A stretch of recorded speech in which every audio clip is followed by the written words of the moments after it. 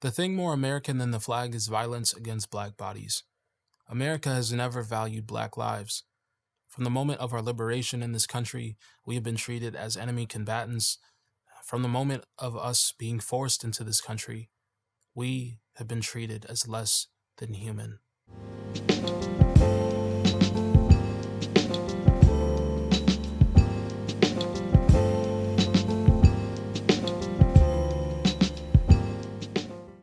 If you're new to this space, welcome. My name is Trevor Went. I'm a visual artist raised in Virginia Beach, Virginia, and I make art to challenge perspectives and give hope to the marginalized and oppressed. And Durag Thoughts is a space for that ideology and that reality to flourish. And today I want to talk to y'all about this idea of the value of black life. So I'm going to speak on behalf of myself today. And for my black brothers and sisters out there who are listening to this, if this resonates with you, if this says some things that you're feeling, I hope that I can be a voice for you in that way.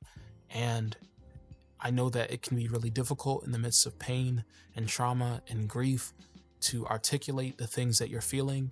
And so if it is helpful to you, if it is helpful for you to have someone say these things so that you don't have to, feel free to share this video, and I will gladly be a resource for you.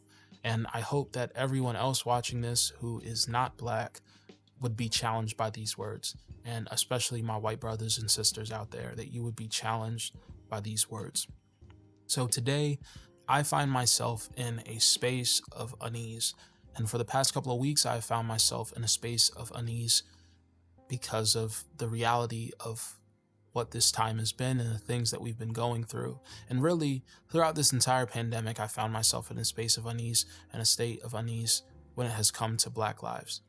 And there's a lot that surrounds that, but I'll get into that later.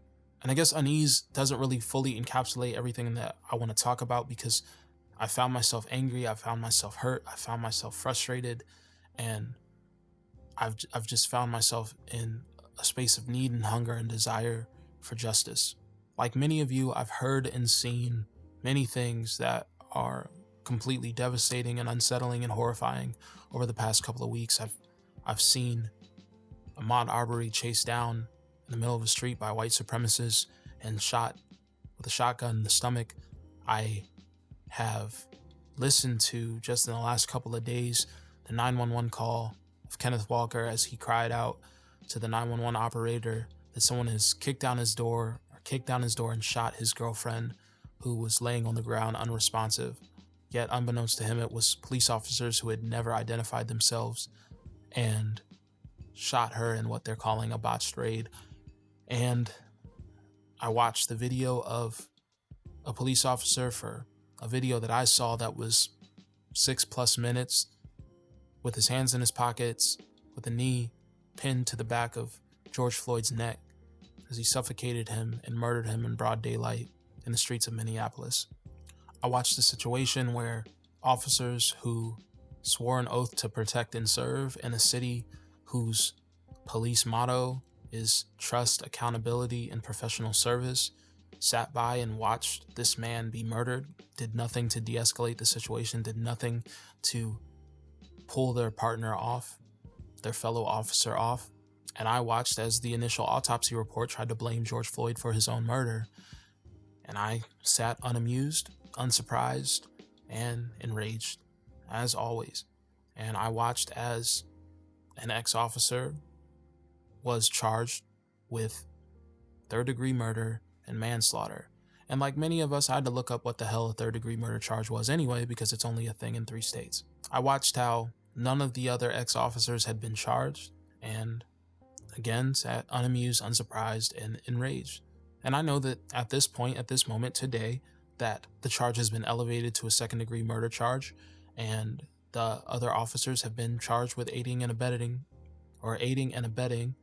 a second-degree murder. But I want to make it very, very clear, this entire situation did not come about until after days and days of literal global protests, millions of people in the street placing pressure upon the government of Minneapolis, of Minnesota, to do what was right. I'm not going to downplay the forward steps towards justice, but I'm also not going to downplay the reality of the protests and the riots that we've seen over the last couple of days.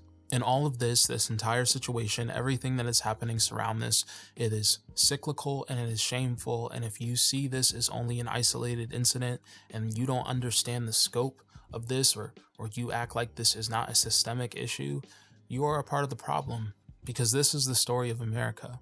And so amidst all of these things, one of my biggest spaces of frustration, one of the things that was the most bothersome to me, really started coming about around Ahmaud and the post that I began seeing around that, because Breonna Taylor wasn't really getting the attention and the dignity that she deserves. That story was not really getting thrusted into the forefront, but the run with mods and all these different situations are starting to come about, right? And then George Floyd, we're seeing all the posts surrounding that. We're seeing the public outcry surrounding that, right? I started seeing all these different white people posting things about run with mod and whatever post, the blackout post, whatever, who I have absolutely been in situations where they have been indifferent to racism in whatever form. I've been in situations where they failed to stand up and show solidarity with me in situations of racism.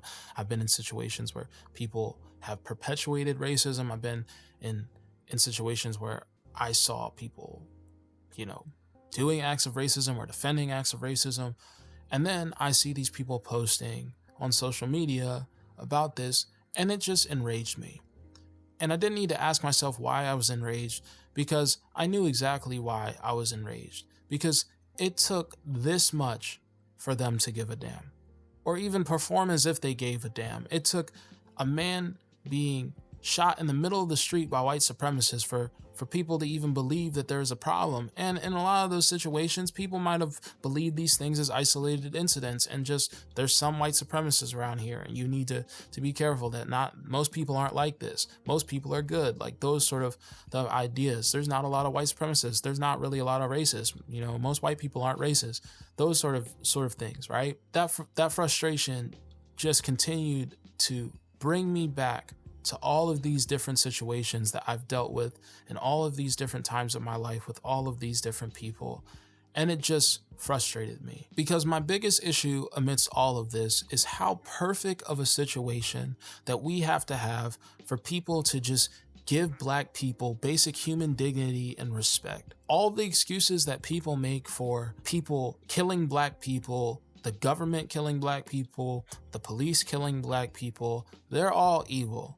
I don't care if this person was selling hand-rolled cigarettes. I don't care if this person was pulling away from an officer at a traffic stop. I don't care if this person was challenging an officer's authority and making them feel stupid. I don't care if they were playing with a toy gun in a park. I don't care if they were resisting arrest. None of these situations are crimes punishable by death. And my question is, who made police and the George Zimmermans of the world the judge, jury, and executioners of Black people? Who made them that? And so, yeah, I'm frustrated. I'm angry because I'm sick of the dehumanization and the devaluing of Black lives in this country. I'm going to be very clear. If it took white supremacists rolling up on Ahmaud Arbery in the middle of the day, and I don't even care about the secondary narrative. If he was a thief, if he was the best thief ever, you don't punish theft with death. You don't punish theft with murder. But if it took that situation for you to care about Black people, you are a part of the problem. If it took Breonna Taylor's house, her door being kicked wide open, and police spraying bullets into her house for you to care about Black people, you're a part of the problem. If it took watching a video of an officer sitting on the neck of George Floyd with his knee and literally suffocating him to death for minutes, from a total of 8+ minutes, for you to care about Black people, you're part of the problem.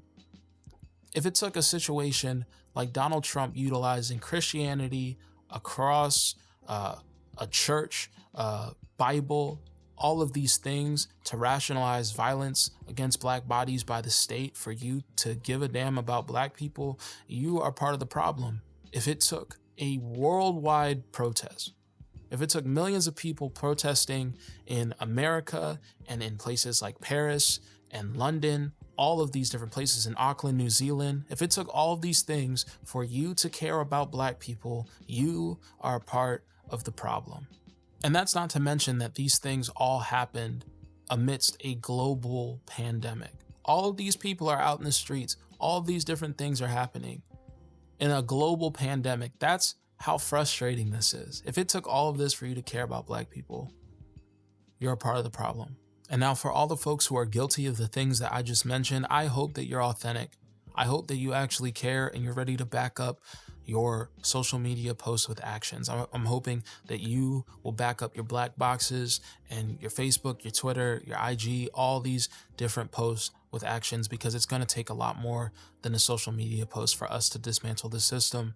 And in reality, a social media post doesn't mean that much if you are overlooking racism in your daily lives, in these systems, in your voting, in all of these different spaces. And it might offend you that I'm calling you out like this, but in reality, you need to hear it, because the reason that we're at where we're at in this country, the reason that Black people have not experienced equity and equality in this country is because white people have not cared enough to dismantle a system that their ancestors built to oppress Black people and elevate white people, especially white males.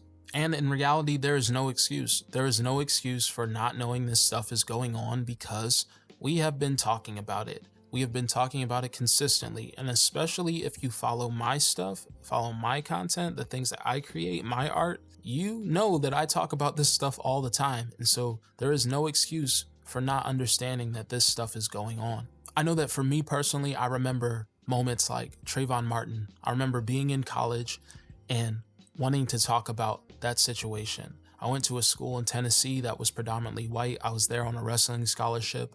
And I remember going through the halls and trying to talk through this situation with some of my white friends. And I remember so many situations with almost every white person that I talked to about this issue, either disregarding the murder of Trayvon Martin or saying that Trayvon deserved to die. I remember that racism. I remember that injustice. I remember situations throughout my life. I grew up in the church. I'm a Christian. And from the point where I was a little kid through modern day, I've dealt with racism in all sorts of different ways. And I have experienced so many situations where people were indifferent, did not show actions that I saw that I called out. The conversation became about how I called that out rather than what the action was, things that have just been pushed to the side and things that were continually perpetuated. I've experienced all of those different situations, and I remember inaction in all of this stuff. And in reality, in your own lives, in all these different situations that can come up, you're responsible. You're accountable for your inaction. You're accountable for avoiding a conversation, or you're accountable for not calling out your racist uncle, or you're accountable for allowing that racist joke to happen in that space, or not giving representation to Black people, or you're accountable for making Black people feel uncomfortable in a room that they can't talk about these things, or they can't bring these things up, or their voice is not validated. All of these different things, you're accountable for your actions and your inactions and your overt actions and your covert actions of racism. And if you're perpetuating these things amidst your daily life, if you're allowing these things to pass in your daily life, if you're not confronting these things in your daily life and the people that you're around, you're a part of the problem. You are. There's an author named Ibram Kendi, and he has a book that's called How to Be an Anti-Racist. And he talks about this idea that the opposite of racist is not racist, it is anti-racist. Because there's no middle ground. If you're allowing these things to continue and perpetuate, you are playing into the system of racism. And so, those of you who are a part of the problem, you need to become part of the solution. You need to listen to Black voices. You need to read. You need to educate yourself on this stuff. You need to study. You need to repent of the things that you have done. You need to ask for some forgiveness. Some of y'all don't need to post a social media post until you go ask for forgiveness from that person that you have perpetuated racism against. Part of this thing in solidarity is recognizing the situations that you are racist in. And then amidst this space in your life where you're growing and you are coming to a greater understanding, you need to begin calling out people in your own life about the racism that is happening. You need to call out that uncle. You need to call out that situation. You need to speak into the midst of those spaces and stand up for what's right. You need to take the burden off Black people for talking to your white peers about racism, because in reality, that stuff is better received by a white peer than it is by a Black person, because there is absolutely in this country an aversion to being called racist. There is more of a problem with people are more concerned about being called racist than perpetuating racist actions. And so take that burden off and become a part of the solution. I wrote this on Instagram a couple of days after George Floyd was murdered, and I'll say it again. The thing more American than the flag is violence against Black bodies. Our existence in this country began under an oppressive reign of violence, and it has continued from that point until modern day. And I'm talking about slavery, I'm talking about slave catchers, I'm talking about lynching, I'm talking about Jim Crow, I'm talking about every single terrorist attack that we saw within the civil rights movement. I'm talking about the slaughter of the Black Panthers, the Tulsa race riot, also known as the bombing of Black Wall Street. I'm talking about even things like redlining and white flight. I'm talking about the Rodney King beating. I'm talking about the war on drugs, police brutality through every single one of those spaces. And I could go on and on and on, because there are countless situations that Black people have consistently endured violence from white people in this country from the beginning. Mass incarceration too. We have to talk about that, because mass incarceration is absolutely violence against Black bodies and violence against the Black home. George Floyd, Breonna Taylor, Sam Du Bois, Tatiana Jefferson, Sandra Bland, all these different individuals, Tamir Rice, all these people are victims of an America that has, since its beginning of its existence, committed demonic acts against Black people, and then has tried to convince the world that it's the chosen one of God. All I know is that all of these people deserve better. They deserve life. They did not deserve lynchings. In so many of these situations, we did not see justice come about. We did not see change or justice actually executed.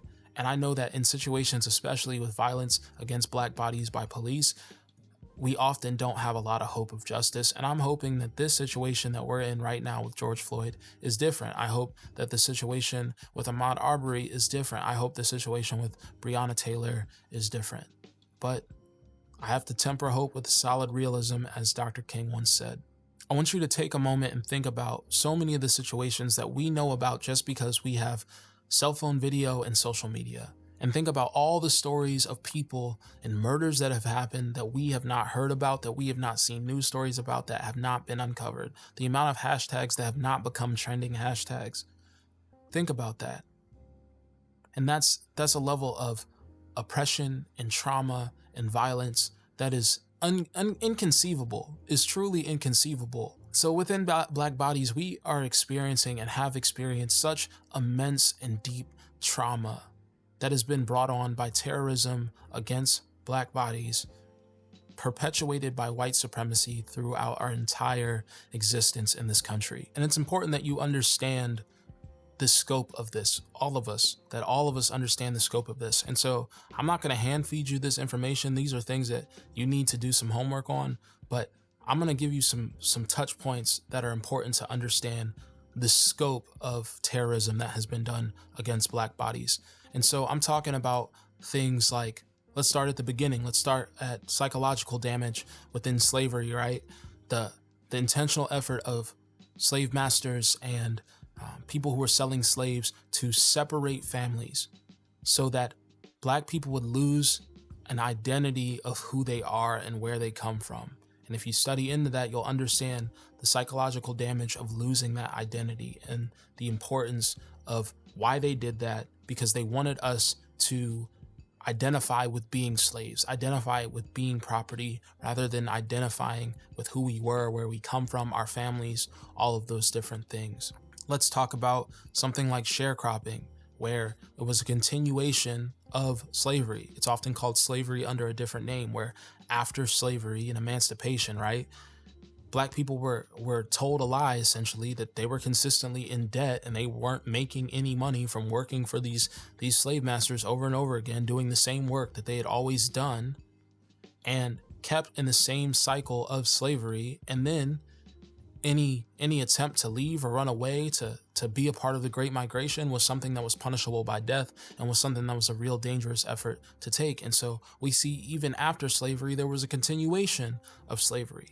Or let's look at a moment like the Tulsa race riot or the bombing of Black Wall Street, which was the first time the government ever dropped a bomb on its own soil. And I think it might be the only time that that happened, right?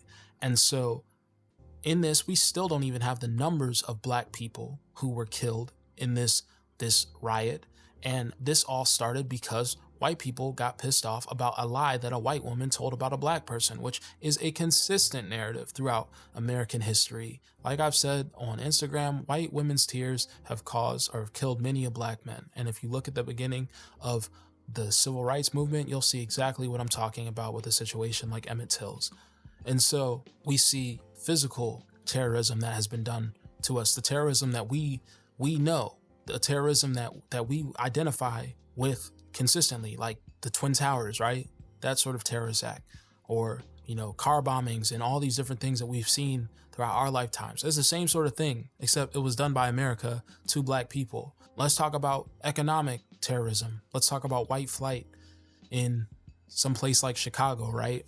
Let's talk about how when Black people moved into a neighborhood, that white people would all flee the neighborhood, and then mortgage lenders started drawing red lines on these maps of this is where the Black people live, this is where the Black people can live, this is where you can live, and Black people is where you can live, white people is where you can live, right?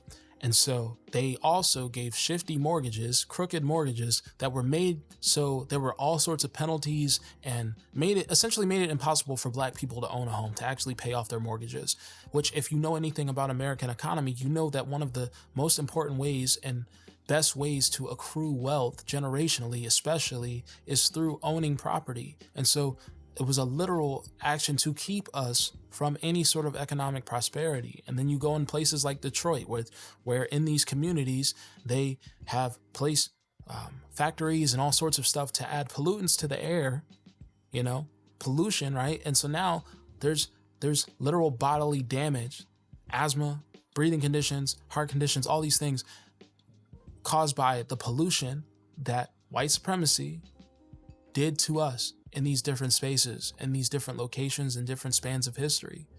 Or let's talk about another type of terrorism, because we just talked about economic terrorism. Let's talk about terrorism that comes into play right now with COVID-19. Let's talk about how slave masters would only give us the scraps of animals. And so we're eating unhealthily consistently because this is all that they're going to give us. And we see a consistent effort, even modern day, right? In poorer Black communities, there's not as much of an access to grocery stores. So there's not a way to get proper nutrition. And so if you look into what Black people suffer from, we are at higher risk for diabetes, we're at higher risk of heart disease and things like this. And these are the reasons why we are dealing with COVID-19 in a different way than the rest of the country, that we are dying at a higher rate than the rest of everyone else in the country, because there has been terrorism done to us from the beginning that even in a global pandemic shows that we are more vulnerable than everyone else. It's important that literally all people who of every race, every color, every creed, educates themselves on these realities, right?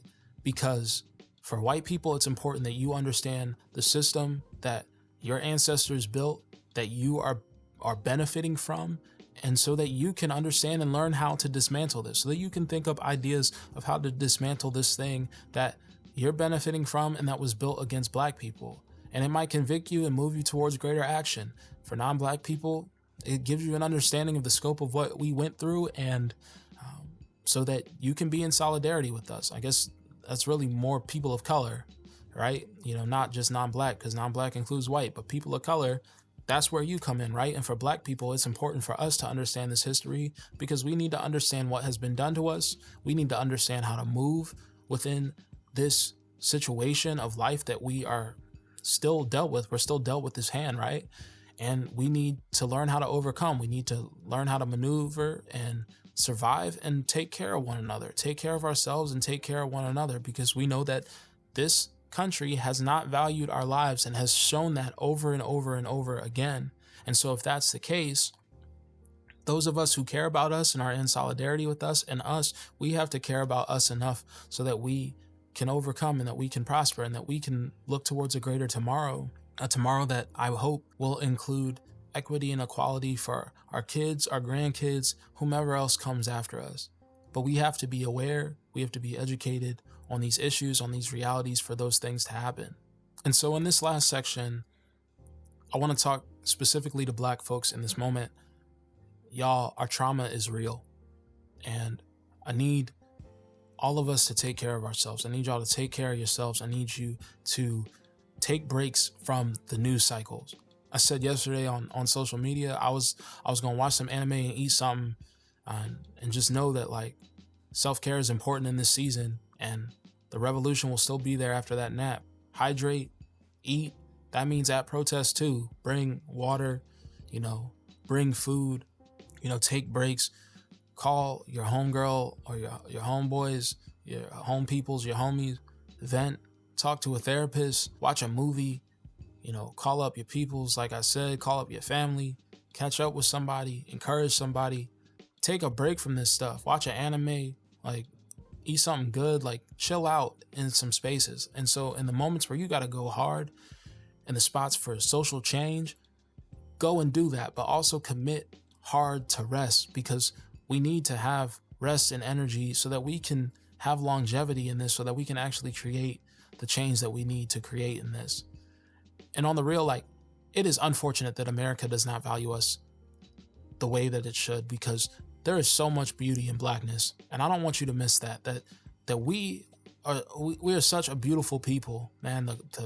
The culture that we bring, the vibrancy that we bring, our fashion, our music is the bedrock of all American music. We made all American music, our dialects, our languages. We essentially create what's cool in this country. There's so much beauty in Blackness and what we've done and what we contribute to the world. And it is unfortunate that America does not value us at the way that it should. And so we gonna value us, right? We have to value us. We have to emphasize the greatness of how God made us and who we are. And then on top of that, I want y'all to understand, don't ever look down on yourself. Your hair is beautiful. Don't look down on your melanin, every shade, every complexion. There is so much beauty in Blackness in every form. And we gotta celebrate that. We gotta care about that. We gotta focus on that. And on the real, for me as a Christian, right, my value does not come from any person. My value does not come from a nation. My value does not come from someone's personal words. My value comes from Christ, because I know that my Bible tells me that we are made imago Dei. We are made in the image of God, in the likeness of God. And so there is inherent worth in that. So don't let anyone ever tell you that you're unworthy, that you don't have worth, that you don't have purpose. Like God made you.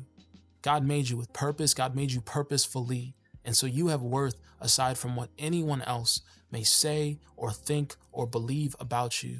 And the last thing that I'll say is that Jesus's death was inherently a protest. A man of color, a brown-skinned man, was hanged on a tree for standing up for and speaking truth to power throughout his entire life. He spoke truth to power about the way that the world was. He spoke truth to power about the way that Judaism was rocking in so many places out there in that time. And he stood up for what was right throughout his whole life, and he was lynched for it. Throughout his death, his burial, his resurrection, his life, like all these things, Jesus stood for what was right. And I know that Jesus would be protesting too. I just want y'all to know again that you have worth, that you have value. If the world doesn't value you, if America doesn't value you, straight up, like God values you, I value you. Blackness is beautiful. There's so much beauty in Blackness. Don't ever look down on the color of your skin, your culture, whatever else. And so that's it, y'all. That's all I'm gonna say. Like, subscribe, comment, share, notification bell, all those things. Black Lives Matter. Live long and prosper, y'all. Be easy.